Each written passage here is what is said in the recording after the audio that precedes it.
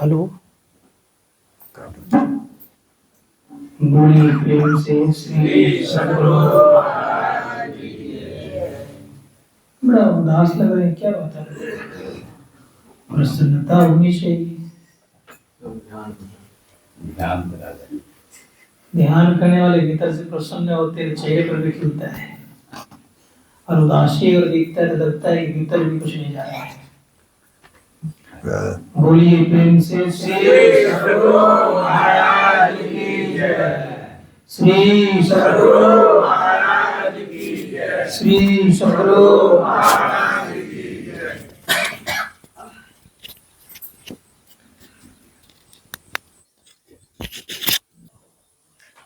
मंगल मूर्ति सद्गुरु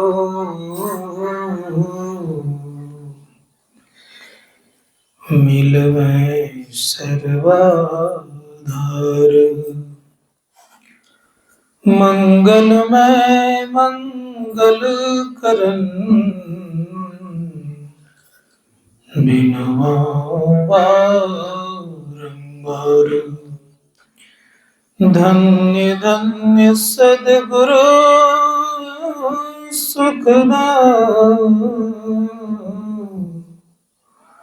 महिमा कही न जाए। जो कछु कहूँ तुम्हारी कृपा मोते कछु न साय। बोलिए प्रेम से श्री सद्गुरु महाराज की जय। परम पूज्य गुरुदेव के पावन से चरणों में कोटि सा नमन। उपस्थित हमारे आदरणीय सम्माननीय देवद्वारा समस्त महात्मागण, संवेद समादरणीय सज्जनवृंद, आदरणीय माताओं तथा भक्तिमती बहनों, साधक वृंद एवं हमारे आदरणीय प्रोफेसर साहब, हम लोग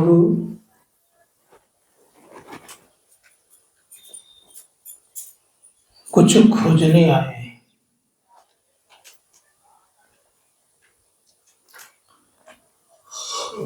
हेराया नहीं है, फिर भी खोज रहे हैं।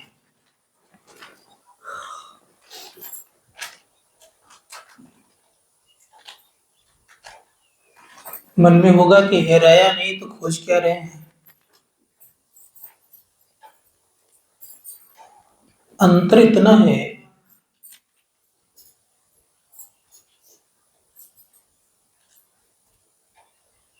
तो सन्मुख, लेकिन दिखता नहीं, लखा आता नहीं है, लगता नहीं है।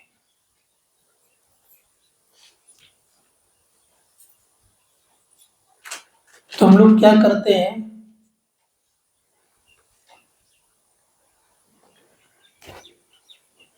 खोजने का प्रयास कर रहे हैं।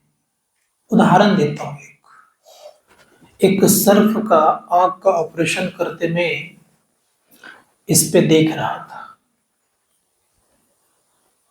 तो अच्छा मोटा पर्दा निकला। जैसे पर्दा निकला, उसके आंख में चमक आ गई और बहुत दूर तक देखने लग गए। ठीक ऐसी स्थिति हम आपकी है। परमात्मा कहीं खो दूर है सो बात नहीं है, कोई खो गए सो बात नहीं है। अंतर इतना ही है, गोस्वामी जी महाराज कहते हैं, है नियरे सूझत नाही। नजदीक में है लेकिन सूझता नहीं है। वजह क्या है? का तुलसी संसार में भयो मोतियाबिंद। प्रहलाद जी महाराज कह रहे हैं कि संसार में लोगों को क्या हो गया है? मोतियाबिंद हो गया है। मोतियाबिंद होने से दिखता कुछ भी नहीं है, उसका ऑपरेशन की जरूरत है। ये जो ऑपरेशन करने की क्रिया है, ये ऑपरेशन केवल आप कर सकते हैं अपने से। कैसे करेंगे अपने से ऑपरेशन? गोस्वामी जी महाराज कहते हैं कि अपने से ऑपरेशन किए बिना ये भागने वाला मोतियाबिंद नहीं है। क्या इसका उपाय है? तो कहा इसके लिए हम आपको दोनों दृष्टि की धारों को जोड़ना है। जैसे जुटेगा तो स्वतः ये आंख बंद हो जाएगी और एक आंख में लेंस लग जाएगा, अर्थात इस आंख की रोशनी तो खत्म होगी कि नहीं होगी पता नहीं, लेकिन एक लेंस जरूर आपके आंख में लग जाएगी। संत कहते हैं कि ध्यान की प्रक्रिया यही है। उस लेंस में एक विशेषता है कि दूर की चीजों को देखता है, और उसी लेंस में एक विशेषता यह है कि उसमें सुनाई भी पड़ता है। हम लोगों ने नाम सुना होगा चक्षु श्रवा, सुना है नाम? चक्षु श्रवा का नाम सुना है? चक्षु श्रवा कहता है सर्प। वो कान से नहीं सुनता है, कि सुनता है वो आंख से, इसीलिए उसका नाम क्या पड़ता है? चक्षु श्रवा। तो उस आंख में एक विशेषता यह है, कौन सा आंख में?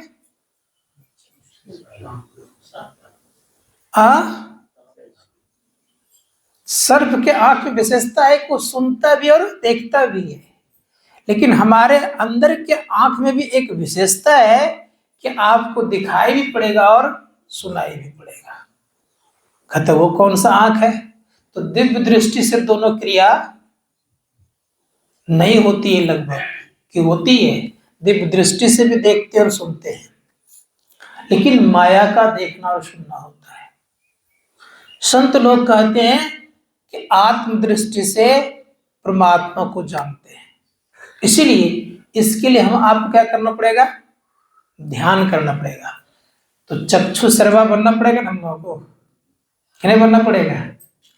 अब कहेंगे कि चक्षु सर्वा अगर बन जाएंगे तब तो विचित्र बात हो जाएगी। आज एक बात की पता जरूर चला होगा कि हम लोगों के अंदर में चक्षु सर्वा का विज्ञान है, लेकिन छिपा हुआ है। ये होगा कैसे? तो उपनिषदकार कहते हैं कि ध्यान करिए।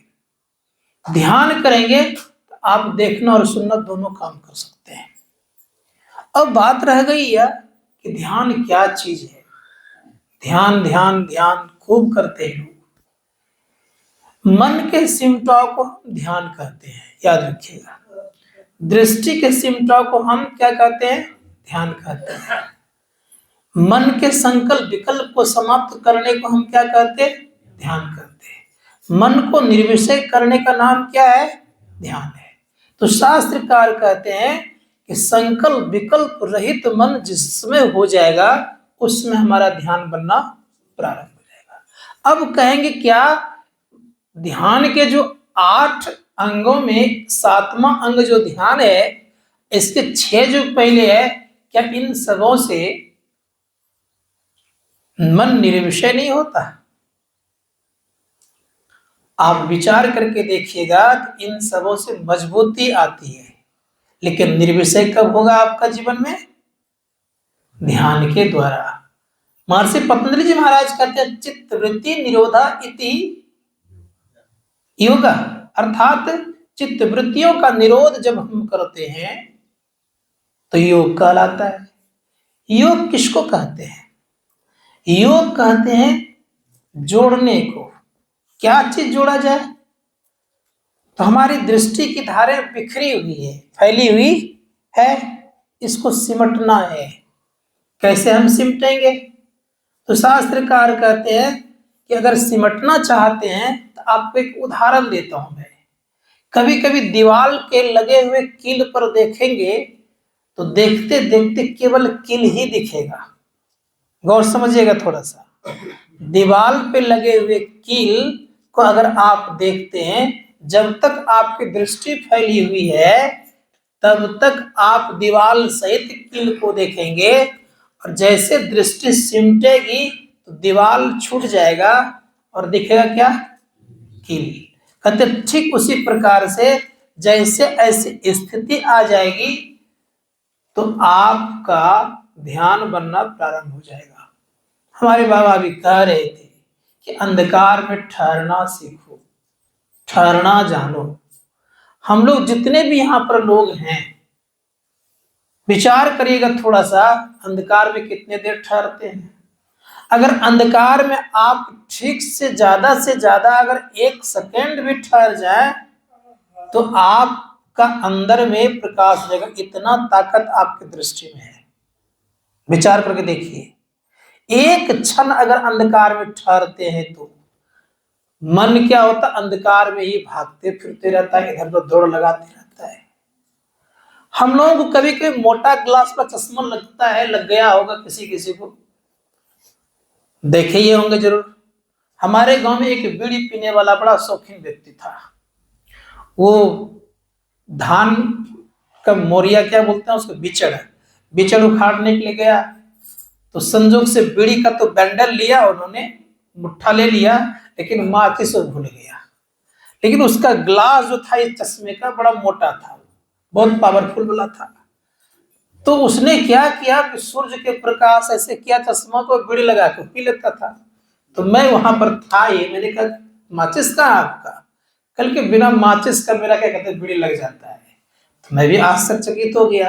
तो फिर दूसरे बार जब वो पिया तो देखता हूँ कि वो शीशे के प्रकाश को ऐसे किया, बीड़ी लगाया, इधर लग गया। बिना शीशा के आप बीड़ी नहीं लगा सकते। सूर्य में ऐसे रखेंगे तो आपका प्रकाश जलेगा, बीड़ी नहीं जलेगा। लेकिन उस शीशा ने क्या किया, उस प्रकाश को एकत्र किया, और एकत्र करके क्या किया उसने, उसको आग में परिणत कर दिया। ठीक उसी प्रकार संत महात्मा गण कहते हैं कि अगर जीवन में कल्याण चाहिए, हम आपकी दृष्टि में बहुत पावर है, बहुत शक्ति है। अगर केवल इसको हम अगर एकत्र कर लेते हैं तो अंधकार को फाड़ते हुए, चीरते हुए, सारे पाप को जलाते हुए आपके अंदर प्रकाश आ जाएगा। इसीलिए ध्यान उपनिषद के ऋषि कहते हैं, यदि शैल समम पापम विस्तृणम बहु योजनम भिद्यते ध्यान योगेना नान्यो भेद कदाचन। किस तरह से करना होगा?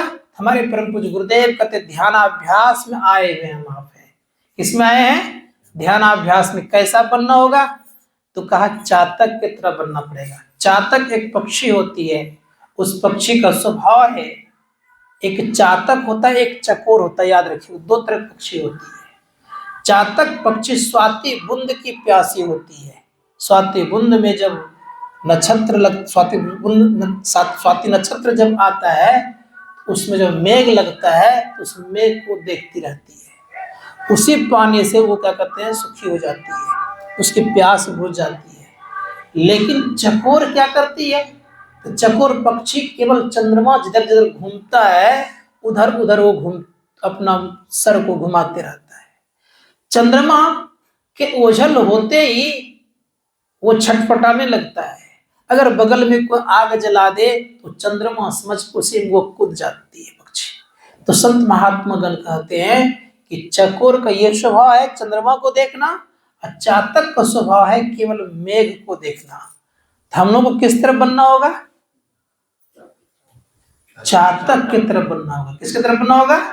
चातक। चातक चित्रण एक पुस्तक है, उसको कभी पढ़िएगा आप लोग। उसमें वर्णन दिया है कि चातक चित्रण पुस्तक में कहा गया है कि अगर उस समय मेघ देखते वक्त, बादल देखते वक्त अगर उसके पंख को कोई मड़ोरे, तोड़े, फिर वो देखना नहीं छोड़ सकते। किसको?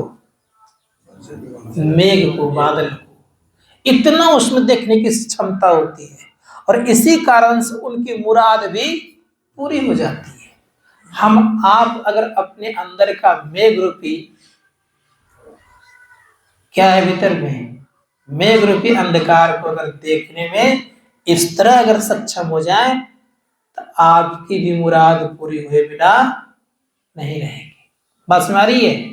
संत महात्मा गण कहते मेघ जिस तरह देखने में वो सक्षम है चातक पक्षी, उसी तरह से उस हम आपको अंदर में जो पहला पर्दा है, उस पहला पर्दा को देखने में अगर सक्षम हो जाएंगे तो निश्चित है बिंदु रूपी जल से आप सुखी हो जाएंगे। लेकिन क्या हम उस तरफ देख पाते हैं? एक मच्छर जब आ जाता है देह पर, क्या करते हैं? बोलिए, सही से बोलिएगा। देखते रहते हैं, क्या करते हैं? मच्छर को भगा ले जाते हैं। अब सोचिए उस पक्षी से भी हम लोग विशेष है कि कम है। वो पानी पीने के लिए, जब वो एक बूंद प्यास के लिए, एक बूंद पानी के लिए उसके पंख को तोड़ दे तो बादल को नहीं देखना छोड़ती है। हम लोग उतना बड़ा चीज, किसका? अणु से अनुरूप परमात्मा की विभूति देखना अगर चाहते हैं तो 1 घंटा, बहुत बार देखता हूं मैं, कभी कभी वाच करता हूं कहीं कहीं जा करके, तो बहुत छटपट करते हैं। कैसे होगा? इसीलिए चातक पक्षी की तरफ बनिए। हमारे गुरुदेव उदाहरण देते हैं कि ध्यानाभ्यास करो सद सद ही, चातक दृष्टि बनाई हो। चातक की दृष्टि बनाई हो। लखत लखत छवि बिंदु प्रभु की, ज्योति मंडल धसिधाई हो। हम लोग इस तरह से बनना पड़ेगा। बनेंगे तभी कुछ प्राप्त करेंगे। तो ध्यान के संबंध में कह रहे हैं कि ध्यान तो सातवां है, उसके पहले थोड़ा सा क्या है? यम और नियम। यम नियम को मजबूती कीजिए। यम नियम मजबूती कब होगा? जब आपके सब तरह से विचार उत्तम होने लग जाएंगे। यम में 5, नियम में 5, फिर आसन उसके मजबूत होते हैं, फिर उनके प्राणायाम बनते हैं। प्रत्याहार में जो कमजोर हो जाते हैं उनसे धारणा नहीं बनता है, याद रखिएगा। प्रत्याहार किसको कहते हैं? प्रत्याहार कहते जहां जहां मन भग जाए तहां तहां से तत्क्षण फेरी फेरी लाए लगाए ध्येय में आपन। जहां जहां मन भागता है वहां वहां से घुमा घुमा कर अपने ध्येय। ध्येय आपका क्या है? जानना पड़ेगा। ध्येय आपका है कि प्रथम प्रदा को एकाग्रता पूर्वक देखना है। यही ना ध्येय है? इसी को न कहते हैं ध्येय। अगर ये ध्येय अगर मजबूत हो जाएगा, इसी ध्येय में अगर बार बार लगाते रहेंगे तब क्या होगा?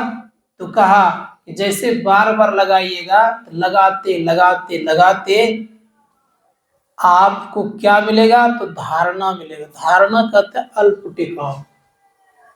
धारणा किसको कहते हैं? अल्प टिकाऊ। अल्प थोड़ा टिकता है, बहुत कम टिकता है। अगर उसी धारणा को मजबूत कर लिए आप, ज्यादा देर वो टिक गया, तो वही क्या हो गया? ध्यान। संत महात्मा गण कहते हैं, इसलिए कहा ध्यानं शून्यगतं मना, ध्यानं निर्विषयं मना। ध्यान क्या है? तो शून्यगत अवस्था को ध्यान कहते। ध्यान क्या है? निर्विषय अवस्था को ध्यान कहते। इसीलिए मन को शून्यगत और क्या करना पड़ेगा? निर्विषय बनाना पड़ेगा। ऐसी स्थिति प्राप्त करने के लिए हम आपको बैठने की जरूरत है, और बैठने के साथ साथ कुछ नियम अपनाने पड़ेंगे। नियम क्या? नियम यह कि हम मन से सोचे नहीं। सोचे नहीं। सोचना ही चिंतन बढ़ाता है, अर्थात चिंतन नहीं बढ़ाता, चिंता बढ़ाता है। हम संकल्प विकल्प नहीं करें। कितने लोग तो मुख बंद रखते हैं लेकिन भीतर संकल्प विकल्प करते रहते हैं। ये नहीं होता है। हमें क्या करना पड़ेगा? संकल्प विकल्प को मारना है। ख्याल रखिएगा थोड़ा, संकल्प विकल्प को मारना है। संकल्प विकल्प में हम नहीं डूबे, इसकी जरूरत है। ये संकल्प विकल्प क्यों करता है मन? कब सोचे इस पर? जैसे उदाहरण देता हूं,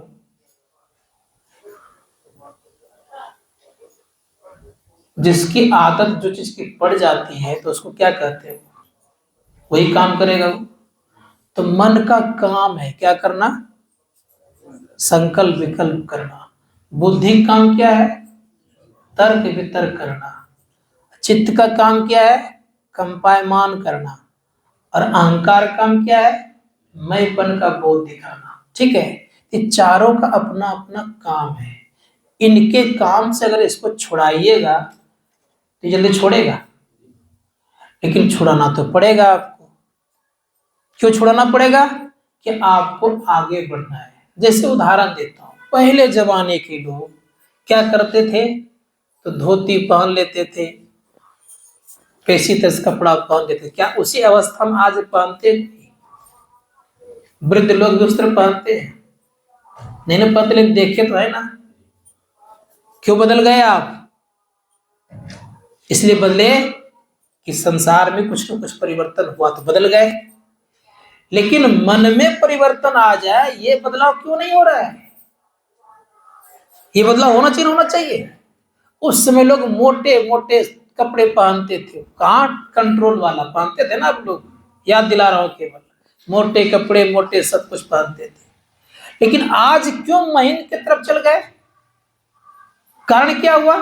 कारण ये हुआ कि आपने अपने शरीर में परिवर्तन लाए, शिक्षा भी अच्छा प्राप्त कर ली, लेकिन मन में कोई परिवर्तन नहीं। मन क्या अंधकार में सब दिन पड़ा रह जाए? हम सब दिन अंधकार में पड़े रह जाए? अगर अंधकार में पड़े हुए हम आप हैं, तो इसका मतलब ये केवल शरीर में परिवर्तन आया है, मन में कोई परिवर्तन नहीं आया है। मन में परिवर्तन लाना पड़ेगा। मैं पुराने थोड़ा थोड़ा उदाहरण दे रहा हूं, पुराने जमाने का। इसीलिए शिक्षा किसको? शिक्षा तो आपने प्राप्त किया मन से कुछ न कुछ, लेकिन शरीर को पालने वाला शिक्षा प्राप्त किया आपने, इसकी भी बड़ी आवश्यकता है, इसमें कोई संदेह नहीं है। लेकिन यह अल्प सुख देने वाला है, इसमें कोई संदेह भी नहीं है, विशेष सुख आपको देगा नहीं। लेकिन ये ख्याल रखना पड़ेगा कि हमें अल्प सुख नहीं लेना है, हमें शाश्वत सुख प्राप्त करना है। तो शाश्वत सुख प्राप्त करने के लिए क्या करना पड़ेगा? जिस प्रकार से बाहर के सुख प्राप्त करने के लिए लड़ाई करते हैं, उसी प्रकार से अंदर के सुख को प्राप्त करने लड़ाई करनी पड़ेगी। नहीं लड़ेंगे आप लोग? संत महात्मा गण कहते हैं कि बाहर की लड़ाई तो मोटा मोटा लड़ाई है, भीतर की लड़ाई इतनी जबरदस्त की है, और वो लड़ाई में जो टिक जाता है तो वो व्यक्ति एक न एक दिन सक्सेसफुल हो जाता है। इसलिए भीतर किससे लड़िएगा? तो मन से लड़ना पड़ेगा। बाहर में तो खूब चिल्ला उल्ला किसी को शांत कर देते हैं। बहादुरी तब आपकी होगी जब भीतर में अपने आप को शांत कर लीजिए, तब बहादुर और पहलवान कहलाएंगे। कर पाते हैं? भीतर को शांत करिए, भीतर से शांत हो जाएगा, आप अपने शाश्वत सुख की तरफ बढ़ जाइएगा। संत महात्मा गण का इसलिए क्या करना पड़ेगा? तो कहा कि अपने को ठहराइए। इसीलिए मैंने कल भी कहा था, साधु वही होता है मकर तार जहां जीव का बाटा, इतना भेद जाने जो कोई, तुलसीदास साध है सोई। कौन? मकर तार जीव का बाटा है, बाटा मतलब रास्ता, मकरे के तार पर चलने वाला जीव का रास्ता है। ये भेद जान गए हैं, उस पर चलिएगा तो अच्छे साधु बन जाइएगा। मकर तार जहां जीव का बाटा, इतना भेद जाने जो कोई, तुलसीदास साध है सोई। संसार में वही साधक है। और अगर ये भेद को नहीं जानता है, कितनों आप मोटा मल्ला पहन लीजिए गल्ला में, कुछ होने वाला नहीं है। इसीलिए यह भेद जानना परम आवश्यक है, इसको जान लीजिए। संत महात्मा गण का और क्या? तो कहा संत कबीर साहब ने कि सुनो, तुम्हारे अंदर में सदैव प्रकाश रहता है। कबीर कमल प्रकाशिया, उगा निर्मल सूर, रैन अंधेरी मिट गई बाजे अनहद दूर। धनीदास जी महाराज कहते ऐसे मिलने वाला नहीं है। कहा तब उन्होंने कहा, धरनी निर्मल नासिका, निरखत रहो नयन की कोर, सहजे चंदा भवन हो तिंजोर। निरखना पड़ेगा, देखना पड़ेगा, बिना देखे काम चलने वाला नहीं है। इसलिए कहा, काजर दिए से का भया ताकन को ढबनाई, ताकन को ढबनाई ताकन की गति है न्यारी। एक टक ताकी लेवे सोई पीव की प्यारी, ताके में है फेर फेर काजर में नहीं। काजर में कोई फेर नहीं है, ताकने में फेर है। ताकिए, कौन ताकेगा? कभी कभी आप लोग के इलाका में मैं देखा हूं कि जो पोल होता है ना, ये मिट सीमेंट वाला, तो उसको दे देता है, एक पोल दे दिया, दो पोल दे दिया, और जोरिया क्या बोलते हैं उधर की भाषा में, उसको पार कर जाता है। एक पोल पर व्यक्ति पार कर जाता है, देखा हूं मैंने, एक ही पोल पर पार कर जाता है। और जहां इधर उधर करता है तो धड़ाम से गिर जाता है उसमें। तो विचार करके देखिए, संत महात्मा गण कहते दोनों तरफ खाई है, इधर भी खाई है और इधर भी खाई है। तो करना क्या पड़ेगा? जो उस मार्ग पर चलना चाहता है तो क्या करना पड़ेगा? सन्मुख देखना पड़ेगा। मतलब यह कि इधर उधर देखिएगा तो निश्चित गिरिएगा, इसमें कोई संदेह नहीं, क्योंकि पतला मार्ग है। वो डोरी वाला रास्ता देखे हैं, कभी कभी देखते होंगे, डोरी पर चलने वाला आदमी आता है गाँव देहात में, ढोलिया ढोल बजावे, सुने होंगे, नीचे खूब बढ़िया से बजाता है। क्या उसको उसको वो सुना रहा है? जनता को सुनाता है बजा बजा करके। लेकिन जो रस्सी पर चलता है उसका लक्ष्य क्या होता है? केवल रस्सी होता है, इधर उधर नहीं होता है। उसी प्रकार से याद रखिएगा, रस्सी छोड़ करके जनता को देखने लग जाए, वो क्या होगा? वो धड़ाम से गिर जाएगा। उसी प्रकार से याद रख लीजिएगा, जो व्यक्ति केवल अपना लक्ष्य सीधा रखता है, वो लक्ष्य सीधा रखने वाला इधर उधर ताकता नहीं है, देखता नहीं है, इसलिए कहा अगल बगल कहीं दृष्टि न डोले, सन्मुख बिंदु पकड़ लागी, सुखमनिया मोरी नजर लागी। अगल बगल क्यों न देखने के लिए कहा? अगल बगल इसलिए देखने नहीं कहा कि भयंकर खाई है। मैं सिक्किम की रास्ता तय कर रहा था एक बार, भयंकर खाई दोनों तरफ, और दोनों तरफ खाई है, तब करे तो करे क्या? इधर देखे तो डर लगे, इधर देखे तो डर लगे, तो करे क्या? तो ड्राइवर कहता है बाबा आंख मूंद लीजिए तब डर नहीं लगेगा। तो मैंने कहा वही बात सही कहा उन्होंने। इसी प्रकार से याद रखिएगा, बायां भी खाई है क्योंकि ईड़ा नाड़ी है, रजो तमोगुनी मई है, दायां भी खाई है, गड्ढा है क्योंकि पिंगला नाड़ी है, रजोगुनी मई है, एक मध्य नाड़ी ठीक ठाक है। अगर इसमें आप अपनी दृष्टि को जमा लिए तो संत महात्मा गण कहते हैं आपको आगे बढ़ने से और मंजिल तय करने से कोई रोक नहीं सकेगा। अगर इधर उधर ताकते रहिएगा तो निश्चित है कि धड़ाम धड़ाम गिरते रहिएगा। इससे अगर बचना चाहते हैं तो लक्ष्य सीधा रखिए। लक्ष्य सीधा रखने के लिए एक नींद सोइए खूब बढ़िया से। जब एक नींद खूब बढ़िया अच्छे से आ जाए तो उठ के बैठ जाइए। मैं देखता हूँ कि 2:45 बजे तक, जब तक घंटी नहीं बजे तब तक लेटे रहते हैं। बोलते क्या हमको है, तो अभी तो घंटी नहीं बजाया है। ये स्थिति अभी तो घंटी नहीं बजाया है, फाइनल घंटी बजेगा तब न जाएंगे हम। ये भाव रहेगा तो कहां से लक्ष्य प्राप्त होगा। इसलिए कोशिश कीजिए कि मैं रोज वॉच करने आता हूँ, कभी 1 बजे आता हूँ वॉच करने के लिए, कभी 11 बजे आता हूँ। पता आप लोग नहीं चलता होगा, देखते हैं कभी हमको आए हुए गए नहीं, किसी को पता चलता है। इसलिए मैं बार बार आप लोगों से निवेदन कहूंगा कि मैं हरदम देखने के लिए आता हूँ आप लोगों को। एक आध को साधक है जो अभ्यास बढ़िया से करता है बैठ करके, लेकिन बेचारा वो भी झुकने लगता है। झुकना नहीं है, नींद में नहीं जाना है। एक नींद खूब बढ़िया सोइए और उसके बाद जग करके अभ्यास करिए। फिर नींद आए तो सो जाइए, लेकिन कोशिश करिए कि हम नहीं सोए दिन में। इसलिए शास्त्र रात में नहीं सोए हम। रात्रि काल को जिन्होंने अपना बना लिया उनका सारे संसार का सपना जो है छूट जाएगा और परम पिता का अपना बन जाएगा। बात समझ आई? इसलिए संत महात्मा गण कहते हैं कि रात्रि काल को अपना बनाइए। ये मत देखिए कि 3 बजेगा तभी उठेंगे, ऐसी बात नहीं। जिस समय आपकी नींद खुल जाए उस समय बैठ करके ध्यान करना प्रारंभ कर दीजिए। और नहीं मन लगे तो जब खूब, उस समय तो कोई नहीं रहता है, खूब बोल बोल के जब करिए। जब करिएगा तो अपनी कृपा होगी। कारण है जो जही पंथ चले मन लाई, तो हरि काहे न होय साई। इसी पंथ को दिमाग में रखते हुए कोशिश करिए। और क्योंकि मार्ग बड़ा गंभीर है इसलिए उस मार्ग पर सब कोई चलिए। एक बार मैं चला था, दोनों तरफ खाई था, बीच में गिर गया तो बहुत देर तक गिरा रहा। अभी भी दाग माथा में ये है मेरी माथा में, क्योंकि मैं पहाड़ तरफ गया था घूमने के लिए, तो दोनों तरफ खाई था, पतला सा रास्ता था, उस पे गया तो गिर गया, तो डाल पकड़ाया संजोग से तो बच गया, नहीं तो अभी मिलते भी आप लोग हम नहीं। तो ऐसा आप लोग नहीं करिएगा। लेकिन अंदर के मार्ग में गिरिएगा तो कम से कम नीचे ही रहिएगा, कहीं विशेष नहीं रहिएगा। बोलिए प्रेम से श्री सद्गुरु।